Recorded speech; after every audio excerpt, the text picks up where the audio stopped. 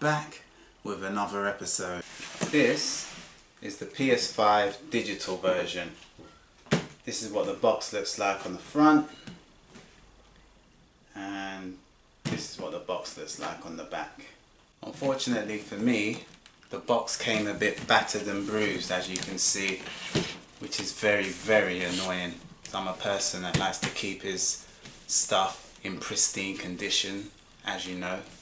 You should know me by now. But all I've got to say, whoever was in Curry's packaging department, what are they thinking wrapping something like this in this thin, flimsy piece of plastic? All day long, box, bubble wrap. Now this is what the gorgeous PS5 digital edition looks like.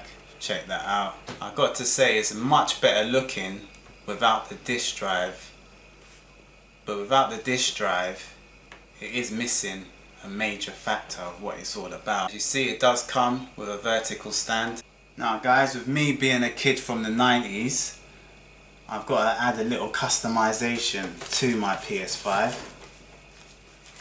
And once I remove this faceplate, like so, once that's done, I can add this multicolored PS1 symbol. And what that will do, it will remind me of the good old days. So you simply just put it in that little slot like so. Once the faceplate is on, it should look a bit better than that. So that came off easy enough. I just want to show you where you would put your expandable storage. It'd be in that compartment there. It's got a screw at the bottom. You just unscrew it and put your SSD inside of there. Very simple to do. Let's hope they give us the green light and we can have that feature pretty soon. And to replace the face plates is pretty straightforward. You just find the grooves, drop them in neatly, and then just clip them up like so. So that's a rough idea of what the PlayStation 1 symbol will look like when it's inserted into that bay. This is the superior disc version of the PS5. As you see, it comes in a white box instead of black, and it still has the 8K displayed on the top, along with 4K 120 frames and the HDR. And this is what the back of the box looks like. And unlike Curry's, Amazon have delivered my box looking in supreme condition because they packed it properly. So this is what the disc version looks like. Once again, I've got the PS1 customization symbol top left. Now you see we have a disk drive added now. That gives it a bit of a bulky look, but it still looks attractive nevertheless. And that's about it. Back, everything is the same. Now I had to get the disc version because, me being old school, I love my physical games and media. And the bonus about this is, if you've got a physical collection of PS4 games, this is the ideal machine for you, because some of the stuff you get a free upgrade as well. So with this, it's like got backward compatibility capability. So really everything is the same as the digital, apart from this sticking out Blu-ray drive. Another thing which is not the same, and that is the vertical stands. To my surprise, they are different. Like, this is the disc version. It's slightly bigger with this extra piece popping up in the middle there. And as you see, with the digital version, there's no bit popping up, and it's just smaller with a flat surface. And even these grooves are even smaller, like the grooves of here to clip it in to make it stand vertical or horizontal. So there you go, twins reunited once again. And this is a side-by-side comparison. As you see, both sporting the retro look there. And I've just noticed something. The PS5 has the same colour coordinations as my chairs in the background. That's just a crazy coincidence because got them chairs in 2019 and nobody had the foggiest idea what colour the PS5 was going to be. Okay, there's one more thing I've got to add to my digital edition. Like I said, I'm a kid of the 90s, so I just had to dress it up with the PlayStation 2 faceplate to represent the greatest selling console of all time. But I've got a funny feeling the PS5 will smash that record sooner rather than later.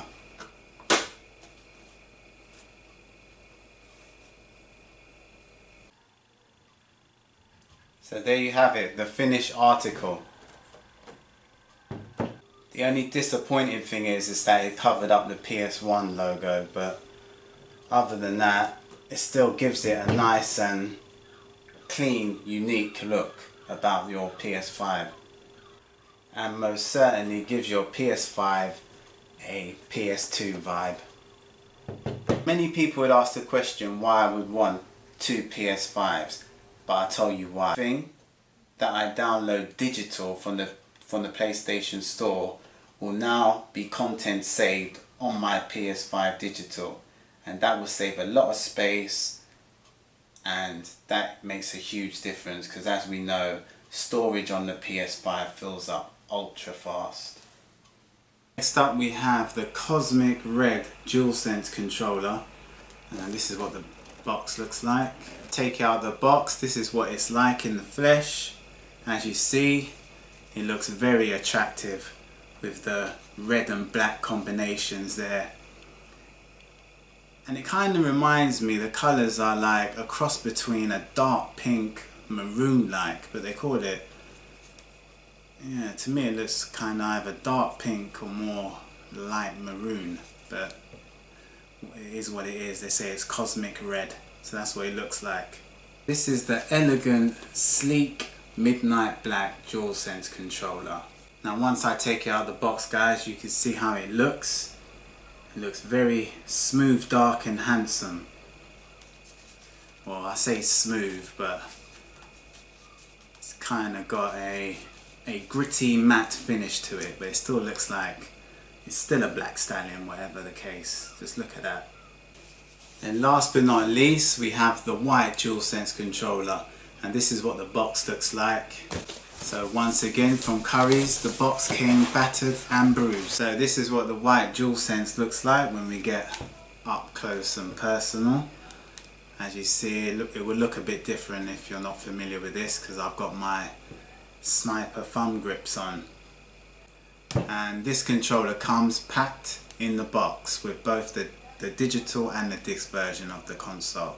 Then we have a DualSense charging dock, which is highly recommended. Keeps all of your controls in a neat and tidy place while charging their batteries. And this is what it looks like without any controllers on top of it.